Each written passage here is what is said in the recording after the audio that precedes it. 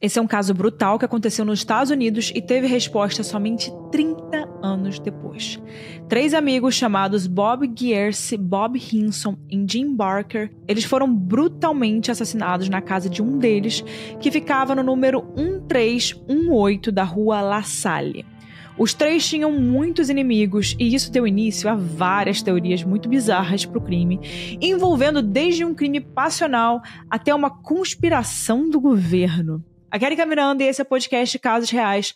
Todas as semanas, nas quartas-feiras, eu trago um episódio novo. Muitos episódios são sugestões dos ouvintes. Então, se você quiser mandar a sua sugestão, vai lá no site www.casosreaispodcast.com.br, que eu deixo aqui na descrição. E por lá você consegue se inscrever na newsletter, você consegue apoiar o podcast, porque também quem apoia está tendo acesso aos vídeos antes deles irem ao ar. Então, você vai conseguir ter o link ali para assistir antes de ir ao ar na quarta-feira. E também tem um grupo do WhatsApp, é bem legal. E também, por lá você consegue ver os resumos dos episódios com fotos e tudo mais. Então vai lá, que no site tem bastante coisa legal. E também eu sempre deixo as fontes que eu usei para cada episódio sempre na descrição. Então se você quiser conferir, dá uma olhada, eu sempre vou deixar na descrição. Então agora vamos para o episódio da semana. E esse é o caso do massacre da Rua La Salle.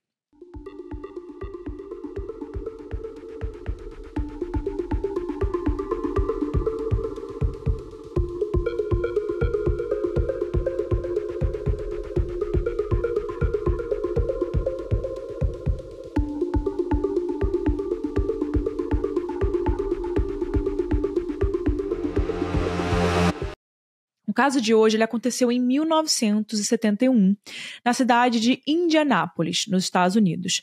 Indianápolis é uma cidade grande do estado de Indiana, com mais de 800 mil habitantes. Em uma rua chamada La Salle, que fica no bairro Near East Side, moravam 2 homens chamados Robert, também conhecidos como Bob.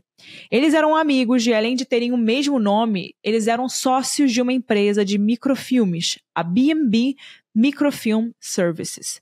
Para quem não sabe, microfilme, eu também não sabia, é uma mídia analógica em formato de rolo de filme que armazena documentos, livros e até desenhos. Eu vou colocar aqui a foto para vocês aqui, para quem estiver assistindo o podcast em vídeo. Para quem não sabe, se você estiver ouvindo pelo Spotify, você consegue ver, né, a imagem, e também pelo YouTube. Então, vou colocar aqui agora. Muitos escritórios nos anos 70 usavam esses microfilmes para poder armazenar os seus documentos.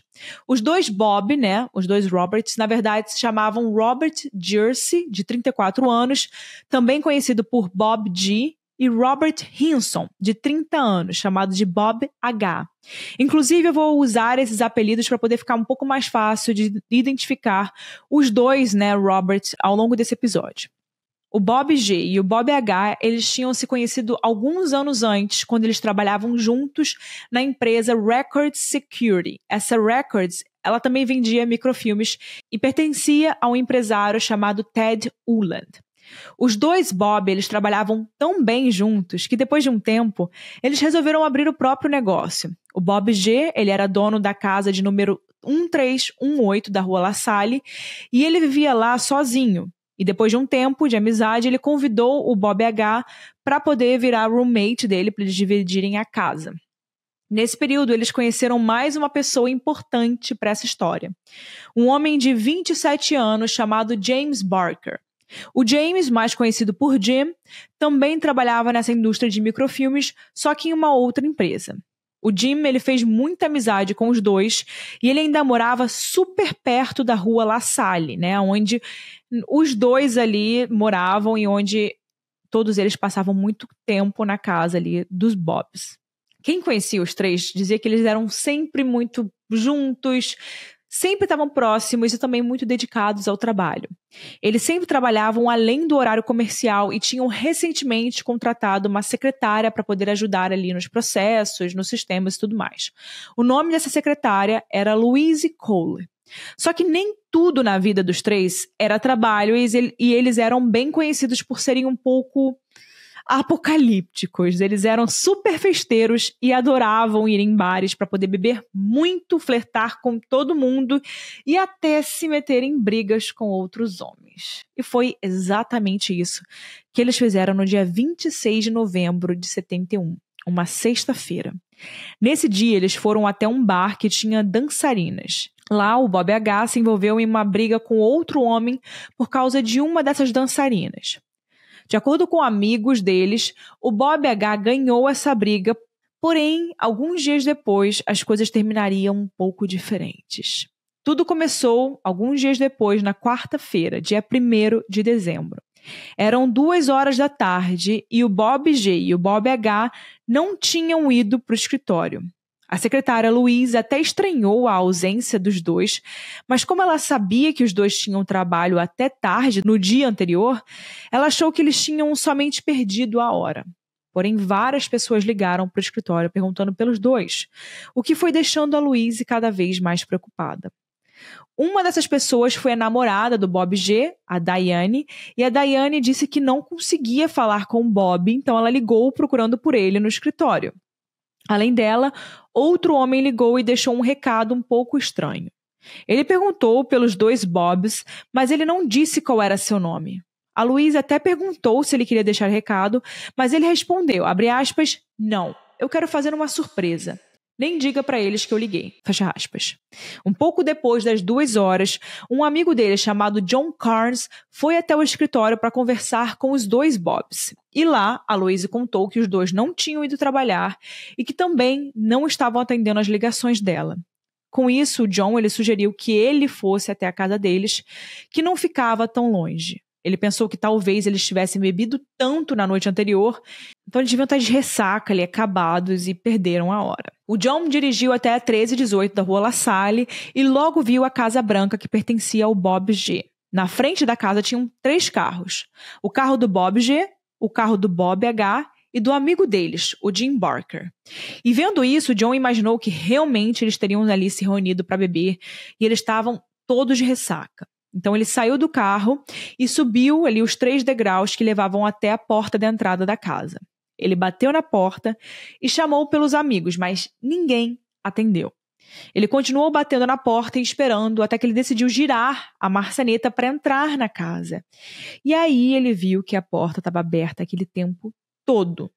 E isso era bem estranho. Por mais que fossem os anos 70, naquela região que não era tão problemática, não era tão comum que as pessoas deixassem as portas destrancadas. Enfim, naquele bairro, isso não acontecia. O John abriu a porta e colocou a cabeça para dentro da casa, ainda chamando pelos amigos. Só que, mais uma vez, ele não teve nenhuma resposta. Então ele entrou na casa e logo na entrada ele foi ficando um pouco mais tranquilo, porque tinham garrafas de cerveja, caixas de pizza vazia e tudo espalhado pela sala. E isso confirmava um pouco ali a teoria que ele tinha na cabeça de que eles tinham dado uma festa na noite anterior e exageraram na bebida.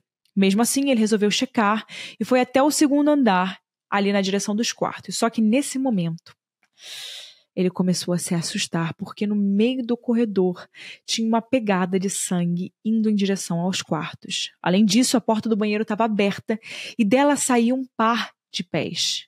Para piorar, tinha sangue ao redor dos pés. Pensando que alguém talvez tivesse se acidentado ou passado mal, o John foi até o banheiro e se deparou com uma cena terrível. Tinha sangue por todo lado, nas paredes, na pia, no vaso sanitário e principalmente no chão. No meio do banheiro também estava o corpo sem vida do Jim Barker. O Jim, ele estava caído de barriga para cima, suas mãos e pés estavam amarrados com tecidos e ele tinha um corte imenso na garganta. O John tomou um susto, imagina ver aquela cena, e ele saiu do banheiro em estado de choque e parou em frente à porta de um dos quartos do corredor. E aí, gente, as coisas só pioraram. Ele se deparou com mais um corpo, dessa vez do Bob G. Ele estava ali caído na cama, de barriga para cima, e tinha uma poça de sangue imensa em volta da sua cabeça. Assim como o Jim, o Bob G estava com as mãos e pés amarrados e tinha um corte gigante na garganta. Além disso, o Bob G estava ali com uma mordaça de tecido ao redor da sua boca. E o John, ele disse que o Bob G usava uma camiseta cor-de-rosa, mas nem era possível ver ela direito de tanto sangue que cobria aquela roupa, né? E quando ele viu essa cena, o John saiu de lá em pânico e deu mais ali alguns passos em direção ao segundo quarto da casa. Lá, como ele já esperava, né, vendo aquela cena absurda e cada vez piorando mais, ele já esperava que isso talvez acontecesse, ele encontrou o Bob H. também sem vida. O Bob H. estava caído na cama, assim como o Bob G. Porém, o Bob H. estava de barriga para baixo. Ele também tinha tecidos amarrados nos seus pulsos e tornozelos. O Bob H. era o único que usava um casaco, como se ele tivesse acabado de chegar em casa quando ele foi atacado. E como vocês podem imaginar, o John ele entrou em estado de choque com aquela cena terrível, né, que com certeza ficou marcada na mente dele pelo resto da vida. Ele correu para o lado de fora da casa e ligou para a polícia informando o que tinha encontrado, né, na casa 1318 da rua La Salle. A história era tão bizarra que o atendente ali da emergência até pensou que fosse trote. Então ele mandou só uma viatura ali para poder checar se essa informação era verdadeira e ver se realmente um massacre desse nível tinha acontecido. O policial Michael Williams chegou na cena na casa bem rápido. E assim que ele entrou, ele viu os 3 corpos e fez uma ligação para a central da polícia e pediu por todos os reforços possíveis. Em pouco tempo, a rua estava cheia de policiais, bombeiros, jornalistas e, claro, vizinhos curiosos, né? Amigos e colegas de trabalho dos Bob e do Jim Barker também se reuniram ali na rua, esperando novidades da polícia. Os primeiros investigadores que entraram na casa também ficaram horrorizados com aquilo que eles viam, né? O chefe de polícia, o Ralph Lumpkin, na mesma hora que pediu ali para eles usarem as maiores tecnologias possíveis naquele caso. Por conta disso, essa foi a primeira cena de crime que teve uma gravação em vídeo. O investigador que liderou esse caso foi o Joe McAtee e ele teve a ajuda de vários outros detetives importantes de Indianápolis. Só que tinha um detalhe. Assim que esses detetives entraram na casa, eles perceberam que aquela não era a primeira vez que eles estavam ali. 6 meses antes, esses mesmos detetives tinham ido até aquele bairro porque um vendedor de microfilmes de 25 anos tinha sido assassinado a tiros perto de um lago. Esse vendedor se chamava John Thurhorse e ele já tinha feito negociações de trabalho com a empresa do Bob G e do Bob H. No dia da sua morte, esse John, ele disse para algumas pessoas que ele iria até aquele bairro para se encontrar com alguém chamado Bob. E é uma grande coincidência que ele trabalhasse com microfilmes, estivesse negociando com a empresa dos Bob e que provavelmente se encontrou com um deles antes de morrer. Apesar disso, aquela investigação sobre a morte do John ainda não tinha, ido a lugar nenhum, não tinha chegado a conclusão nenhuma. Agora, era bem bizarro que 6 meses depois desse crime, mais 3 homens da indústria de microfilmes tinham sido assassinados. Os investigadores foram até os corpos e já conseguiram tirar algumas conclusões. Primeiro, que o Bob G, o Bob H e o Jim pareciam ser fortes. Então, quem os atacou provavelmente não fez isso sozinho, já que eles podiam tentar se defender ou tentar fazer qualquer coisa, né? Além disso, eles notaram que a casa não estava com objetos quebrados ou fora do lugar. Na verdade, tudo parecia muito arrumado.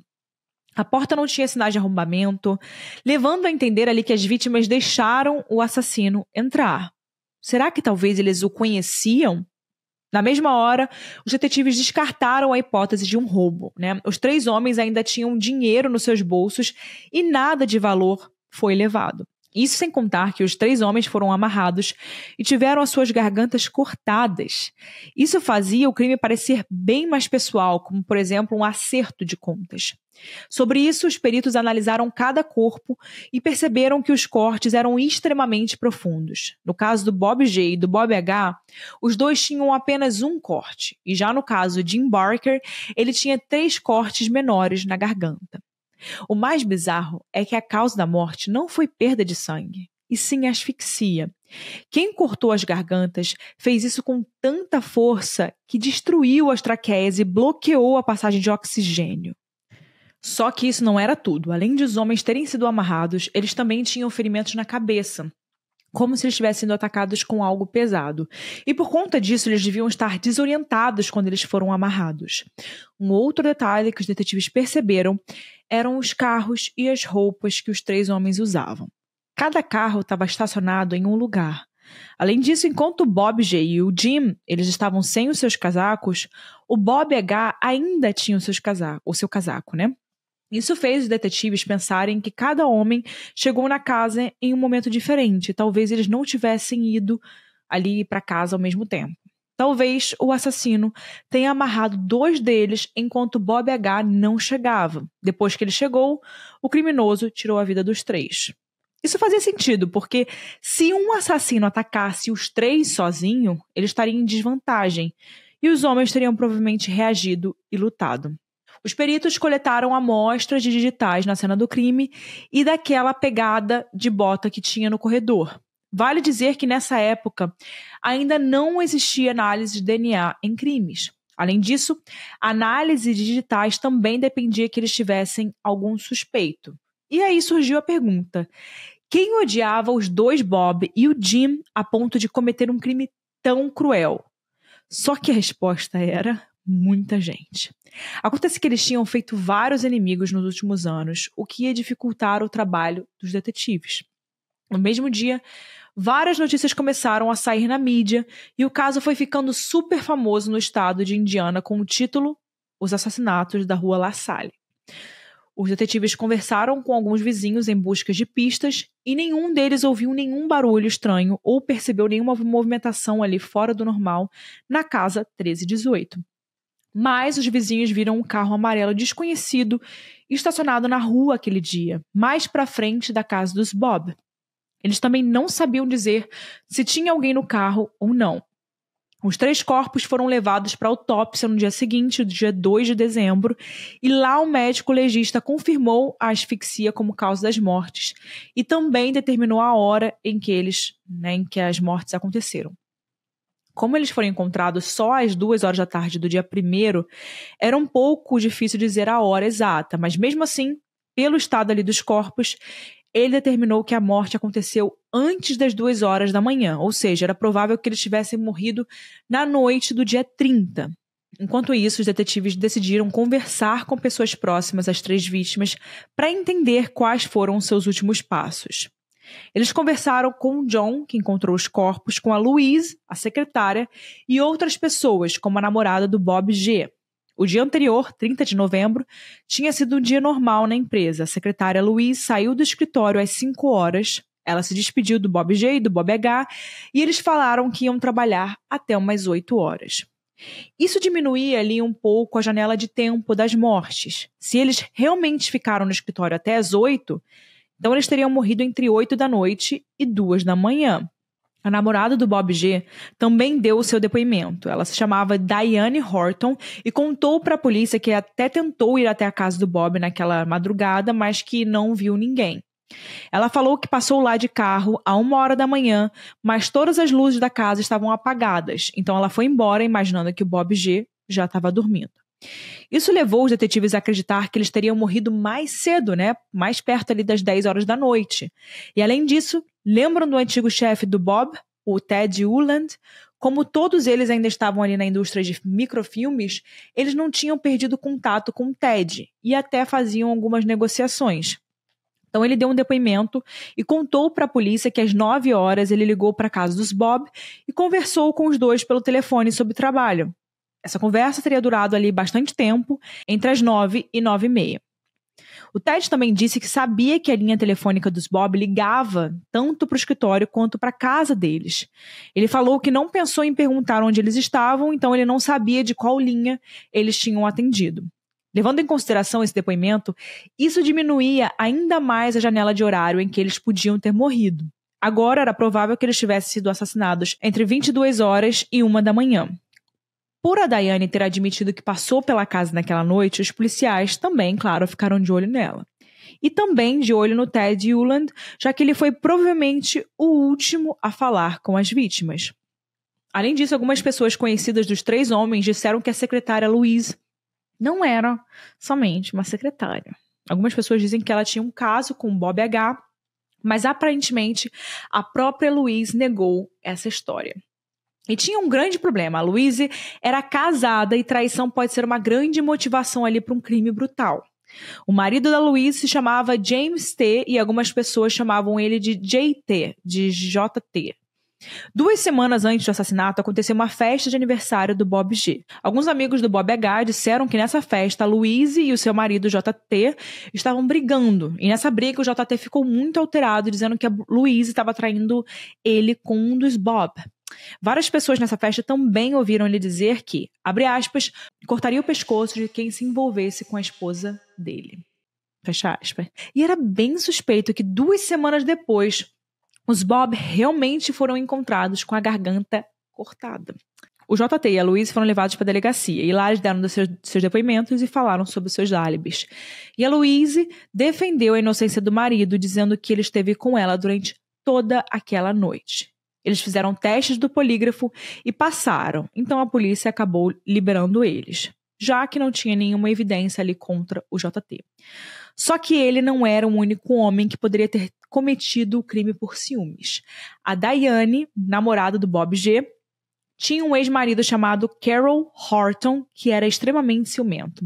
Além dele, existiam vários relatos de amigos dos Bob e do Jim Barker dizendo que os 3 se metiam em muitas brigas por flertarem com mulheres comprometidas. Como a gente já tinha falado, que eles eram um pouco caóticos, né? Nos dias seguintes, os detetives voltaram até a casa dos Bob e encontraram um caderno com um jogo que os 3 amigos faziam. Esse jogo era uma competição anual de quem saía com mais mulheres. Isso até poderia ser uma pista, mas como eles não anotavam os nomes completos das mulheres, não dava para saber se alguma, daquelas mulheres era casada e se isso tinha causado problema para os 3 amigos. Mesmo assim, a teoria de um crime passional envolvendo ciúmes era bem provável. Um dos muitos homens que brigou com os Bob em um bar se chamava David Lynn e ele chegou a se tornar um suspeito para a polícia. Por coincidência ou não, o David ele tinha saído da cidade no dia em que os corpos foram encontrados. O David ele chegou a ser interrogado, mas também foi liberado pela falta de evidências. Só que não era tão fácil descobrir quem teria mais motivos para tirar a vida dos 3. A cada amigo deles que a polícia interrogava, surgia uma nova história de brigas em bares. E no relatório oficial do detetive Joe McAtee, estava escrito, abre aspas, as 3 vítimas tiveram brigas com dezenas de pessoas nos bares em que eles frequentavam nas noites de sexta-feira. Além disso, eles se envolveram com mulheres comprometidas, de forma que vários homens teriam motivo para tirar suas vidas. Fecha aspas. E, gente, se vocês já estão achando que essa lista de suspeitos é enorme, calma, porque ela piora. Acontece que os problemas dos Bob e do Jim iam além de relacionamentos. Nas semanas seguintes de dezembro, os detetives investigaram a empresa B&B, Bob & Bob, e descobriram algumas coisas estranhas. A empresa dos Bob era muito recente, tendo ali uns 2 meses de existência. Só que mesmo assim, eles estavam atendendo clientes gigantes, como, por exemplo, bancos dos Estados Unidos. Para vocês terem uma ideia, os microfilmes eram como as nuvens de dados de hoje em dia, Então, além de guardar informações muito valiosas de empresas, eles eram um produto muito caro. Nos registros ali da investigação, o Joe McAtee ele também escreveu, abre aspas, os Roberts estavam gastando mais dinheiro do que recebiam e não conseguimos entender de onde estava vindo esse investimento, fecha aspas. A partir disso, os detetives criaram uma nova teoria, a de que o Bob G e o Bob H poderiam estar ganhando dinheiro de modo ilegal. Talvez eles até vendessem dados de clientes para o crime organizado, por exemplo. Isso até poderia ter uma conexão direta com aquela morte de um vendedor 6 meses antes, lembra? Talvez todos estivessem envolvidos em algo ilegal. Nessas pesquisas da empresa B&B, os detetives também descobriram algo estranho. Ao que parecia, quando os 2 Bob saíram da Record Security do Ted Uland, eles levaram com eles vários clientes do Ted. Além disso, o Ted ele tinha um seguro de vida para o Bob G e para o Bob H. Caso eles morressem, o Ted receberia o seguro para a empresa dele. Porém, os Bob não trabalhavam mais para a Record Security, Mas isso tinha uma explicação. Como eles tinham saído há uns 2 meses, o seguro ainda estava na validade e poderia ser usado pelo Ted caso os Bob morressem. E foi exatamente isso que aconteceu. Aparentemente, o valor do seguro dos dois juntos era de $150 mil. E vale dizer que isso era muito dinheiro nos anos 70. De acordo com uma calculadora de inflação de dólares, isso seria equivalente a mais de $1 milhão hoje em dia. Como eu falei, eles tinham saído recentemente da empresa do Ted, então o seguro ainda valia. E vocês querem adivinhar quando o seguro expirava? Exatamente depois de 10 dias da data em que eles foram assassinados. Os detetives ainda descobriram que o Ted Uland tinha muitos problemas financeiros, estava sendo processado na justiça e ainda tinha uma cópia da chave da casa 1318 da Rua La Salle. E isso fez todas as suspeitas se voltarem para o Ted. Tudo isso ainda foi confirmado pela secretária dele, a chamada Elizabeth. A Elizabeth ainda deu uma declaração bem estranha dizendo que, abre aspas, morria de medo de trabalhar para o Ted porque ela sabia muitas informações sobre negócios, coisas da empresa e muito mais. Ela ainda disse também, abre aspas, eles viriam atrás de mim se soubessem o que eu sei, fecha aspas. Mas afinal, quem são eles? Acontece que nem Elizabeth sabia quem eram as pessoas que estavam envolvidas nos negócios do Ted. Porém, ela achava que ele estava envolvido com criminosos. O Ted ele chegou a ser interrogado no fim de dezembro e se recusou a fazer um teste do polígrafo. A essa altura, ele já tinha coletado o valor do seguro. Porém, toda essa teoria ela foi perdendo força quando o Ted conseguiu provar um álibi. Ele comprovou que ele estava na sua casa na noite do crime e ele sequer morava em Indianápolis. A cidade onde o Ted vivia se chamava Jasper e ficava a 2 horas de distância de Indianápolis. Isso tornava praticamente impossível que ele tivesse tempo para cometer os assassinatos.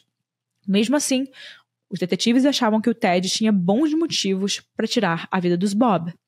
Talvez ele tivesse contratado ali um assassino de aluguel para cometer esse crime. Essa teoria era possível, mas nem todos os detetives acreditavam nessa teoria. Muitos diziam que se aquilo fosse um crime de um profissional, a cena do crime seria muito mais limpa e as mortes seriam mais parecidas com execuções. Provavelmente o criminoso também teria usado armas de fogo, ao invés de usar uma faca e uma coisa tão passional, né? Os detetives também não podiam focar somente nisso e descartar outras possibilidades, não é?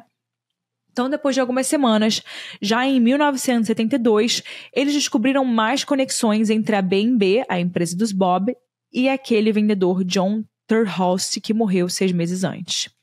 Aparentemente, esse vendedor ele não foi a única morte suspeita envolvendo microfilmes. Um homem chamado Robert Lee também foi encontrado sem vida no ano anterior. Ele foi morto a tiros e encontrado perto de um lago, da mesma maneira como John morreu. Esse Lee tinha sido acusado de roubar equipamentos de escritório do Ted na Record Security. Agora, em 72, com essas novas informações, os detetives investigaram os equipamentos por documentos e adivinhem onde eles foram parar. Isso mesmo, na B&B. Ou seja, os Bob provavelmente estavam roubando do Ted os clientes e os equipamentos de escritório. Só que como o Ted ele não era o assassino, a investigação voltava sempre para o mesmo lugar e os detetives ficavam sem respostas.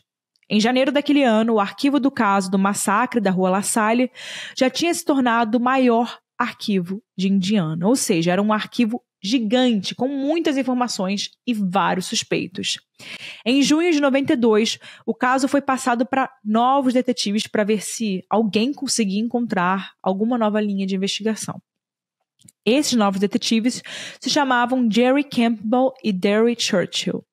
Os dois revisaram várias teorias e informações sobre o caso e voltaram para a estaca zero.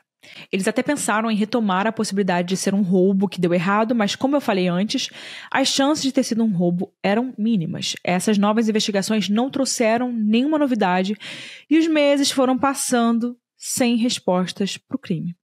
Os jornalistas da época escreviam sobre o caso e vários acreditavam na teoria de que o Ted teria sido o mandante dos assassinatos. Durante os próximos anos, a polícia de Indianápolis até conversou com o Ted mais algumas vezes. Eles tentaram fazer teste de polígrafo nele, mas o advogado Ted sempre intervinha e impedia que isso acontecesse.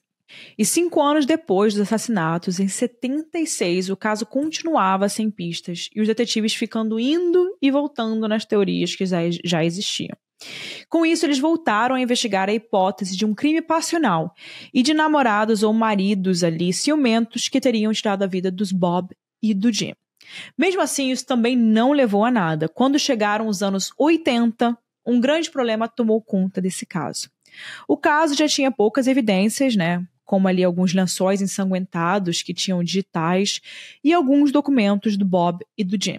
E vocês acreditam que a polícia conseguiu perder o pouco que tinha? Por algum motivo, essas evidências saíram da lista de evidências de assassinato e foram parar nas evidências a serem destruídas. Isso, claro, prejudicou ainda mais as investigações e o caso esfriou por anos até ser fechado por falta de pistas. E só nos anos 90, ou seja, 20 anos depois do crime, uma jornalista chamada Carol Schultz voltou a investigar o caso sozinha e publicou alguns artigos no jornal The Star. Nesse tempo, em 1992, o Ted Euland faleceu, até onde se sabe, de causas naturais. A jornalista Carol acreditava na teoria do crime passional e, por isso, ela investigou mais a fundo alguns inimigos dos Bob. Você se lembra da Diane, a namorada do Bob G., que tinha um ex-marido ciumento? Bom, esse ex-marido, como eu falei, se chamava Carol Horton e agora a jornalista achava que o Horton era o culpado pelos assassinatos. Enquanto a jornalista investigava os homens que eram inimigos dos Bob nos anos 70, essa Carol começou a conversar com o Horton. Aqui ele já tinha mais de 50 anos, já que na época do crime ele tinha uma idade próxima às vítimas, ou seja, na casa dos 30. Nessas conversas, o Horton ele começou a agir muito estranho. Ele disse que tinha quase os poderes psíquicos e que conseguia ver o crime acontecendo na sua frente. Ele confessou para Carol que esteve na frente da casa quando os corpos foram encontrados. Era um pouco estranho que ele tivesse feito isso, já que ele odiava o Bob G. por ser o novo namorado da Diane. Mesmo assim, ele diz que fez isso por conta das habilidades psíquicas. Nessas conversas, ele também disse que a Carol devia ir até a Flórida para conversar com um homem chamado Floyd Chastain, que estava preso por assassinato. Vale dizer que o assassinato pelo qual ele foi preso não tinha a menor conexão com o crime da Rua La Salle. A Carol resolveu seguir essa dica e foi até a Flórida conversar com esse Floyd. Mas aí aconteceu uma grande reviravolta. O Floyd confessou que ajudou o Horton a matar os 3 homens para se vingarem do Bob G. por estar envolvido com a Diane. Ele ainda disse que eles foram até lá de carro e que tiveram a ajuda de mais 3 homens. A Carol, então, passou essa informação para a polícia de Indianápolis e eles reabriram o caso, incluindo a Carol nas investigações. Já a promotoria não acreditou nessa história porque o Floyd não era uma fonte confiável e a confissão não era suficiente para poder manter as acusações contra o Horton. No meio disso tudo, a situação só piorou porque o Floyd começou a mudar as suas versões dessa história. Em um momento, ele declarou que o Horton era inocente e falou que o caso era parte de uma conspiração política. Dessa vez, o Floyd acusou como culpados o ex-presidente dos Estados Unidos, o Richard Nixon, e o sindicalista Jimmy Hoffa, que foi um dos homens mais poderosos e ricos do país. Bom, de acordo com Floyd, eles teriam sido os mandantes dos assassinatos, porque os 2 Bobs tinham documentos que incriminavam Nixon e o Hoffa. Vale dizer que essas declarações do Floyd aconteceram em 1996 e tanto o Nixon quanto o Jimmy Hoffa já tinham morrido. Como se já não bastasse tudo isso, o Floyd ainda deu alguns depoimentos dizendo que estava apaixonado pela jornalista Carol e que isso tinha feito ele dar essa confissão falsa. Depois de algum tempo, o Floyd enviou uma carta para o Horton pedindo desculpas por acusar ele de um crime que nenhum dos 2 cometeu. O Horton chegou a dar entrevista sobre isso e falou que nunca teve o menor envolvimento no caso. E sobre aqueles poderes psíquicos, ele fala que, abre aspas, só disse para a jornalista Carol Schultz o que achou que ela gostaria de ouvir. Fecha aspas. Ainda que isso seja muito estranho, o Horton e o Floyd eles não foram mais considerados suspeitos no caso. O caso seguiu sem novidade nos próximos anos. Porém, pelo menos a Carol conseguiu que o caso fosse reaberto e as investigações tinham sido retomadas. E aí, no ano 2000 aconteceu uma grande reviravolta. Uma mulher chamada Angel Palma entrou em contato com a polícia do estado e informou que sabia quem era o assassino do crime da Rua La Salle. E acontece que esse assassino era o seu próprio pai. A Angel vivia na cidade Gibson, uma cidade do estado de Indiana que ficava a 2h30 de distância de Indianápolis. A Angel ela contou que ela estava arrumando alguns objetos do seu pai, que tinha falecido há 2 anos, em 1998, e o pai dela se chamava Fred Harbison. Nos pertences que ela estava arrumando, ela encontrou uma carta. Essa carta estava selada e o destino era, abre aspas, chefe de polícia, departamento de polícia, Indianápolis, Indiana, fecha aspas. Ela achou muito estranho que o pai escreveu uma carta para a polícia de Indianápolis. E ainda mais estranho que ele nunca chegou a enviar. Porém, quando ela começou a ler a carta, ela percebe que o pai estava simplesmente confessando os assassinatos de Bob G., Bob H. e Jim Barker. Mas quem era esse Fred, gente? Qual relação ele tinha com as vítimas? Acontece que o Fred trabalhou para ninguém mais, ninguém menos do que Ted Euland na Record Security. Inclusive, eles trabalharam juntos nos anos 70, na época dos assassinatos. Essa cidade de Gibson, se chamava Gibson, ficava a 1 hora de distância de Jasper, onde ficava a empresa e a casa do Ted Euland. Na carta, o Fred dizia que ele matou os Bob e o Jim a pedido do próprio Ted em troca de parte de pagamento do seguro de vida. Ou seja, a motivação era realmente vingança e dinheiro. O Fred diz que a intenção era matar só o Bob G. e o Bob H. Ele teria cortado as suas gargantas enquanto os dois estavam na cama. Mas, de acordo com ele, o Jim Barker apareceu na casa, viu aquela cena e ele acabou sendo forçado a tirar a vida do Jim. Ele ainda fala na carta que o carro que algumas testemunhas viram na rua era o seu Plymouth Roadrunner amarelo. E para evitar que a polícia chegasse até ele, o Fred conta que ele enterrou as botas que usou naquela noite e também vale dizer que existia uma testemunha que presenciou isso. Na época, a esposa do Fred, Harbison, viu ele enterrando as botas no jardim. Ela chegou a colaborar com a polícia e falou que não tinha ideia de que ele estava envolvido em um assassinato. O Fred ele era muito conhecido pelas pessoas ao seu redor por colecionar facas. Ele adorava facas, sempre mantinha elas afiadas e sempre andava com uma junto dele. Uma investigação sobre detalhes da carta começou a ser feita e a polícia descobriu que o Ted Euland nunca pagou a sua parte do acordo. Ou seja, o Fred nunca recebeu pelo crime. E por conta disso, talvez, ele tenha confessado anos depois. Vale lembrar que, como eu falei, o Ted já tinha morrido há 10 anos quando tudo isso veio à tona. Em 2003, a polícia decretou o caso como resolvido por causa dessas provas circunstanciais. E como nenhum dos envolvidos estava vivo, eles não poderiam responder pelos crimes, mas algumas dúvidas continuariam, como, por exemplo, como o Fred matou 3 homens sozinho? Ele realmente atacou um de cada vez? E o que ele usou para acertar os homens na cabeça? Enfim, mesmo assim, para os detetives, essa foi a solução do crime da Rua La Salle, encontrada após 30 anos. E você, o que você achou desse caso? Você acredita na confissão da carta ou você tem aí alguma outra teoria? Em 2012, o ex-policial e ator Robert Snow publicou um livro chamado Massacre na Rua La Salle. No livro, o Robert fala que o maior problema desse caso foi justamente o fato de os Bob terem tantos inimigos e o caso ter tantos suspeitos. Isso, claro, dificultou o foco da polícia e prejudicou a investigação ali com pistas falsas. A casa 1318 da Rua La Salle continua de pé e é possível ver ela aí no Google Maps, Vou até botar aqui a imagem para vocês. Seja superstição ou não, a casa mudou de dono 10 vezes desde que o crime aconteceu. Bom, gente, no final eu sempre trago a minha opinião. Como eu falei muito nesse episódio, eu vou tentar dar uma opinião muito breve, muito rápida, porque foi um episódio bem grande. Mas a minha opinião é que esse caso é muito doido. Esse caso aqui foi escrito pela Mari, a nossa antiga roteirista aqui do podcast, a Mari Nicastro.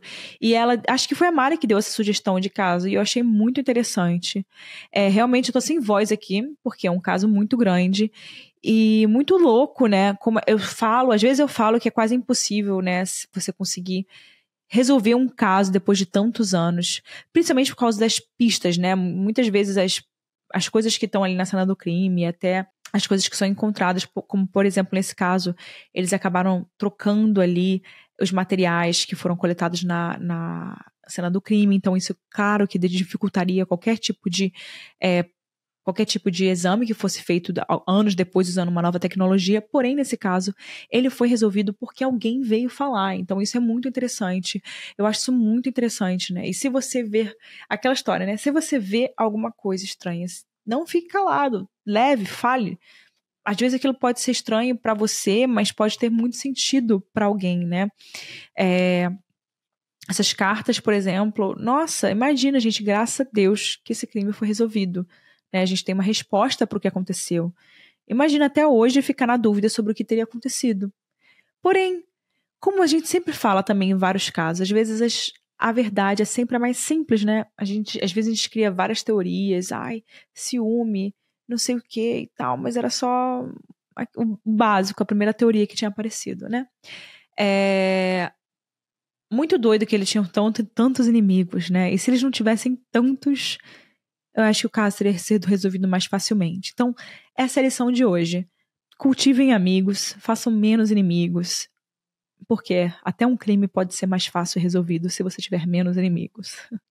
Tchau, gente. Então é isso. Deixa a sua opinião aqui nos comentários. Quero ver o que você achou desse caso. E não deixe de dar um like, comentar e mandar para algum amigo, que isso ajuda muito a gente.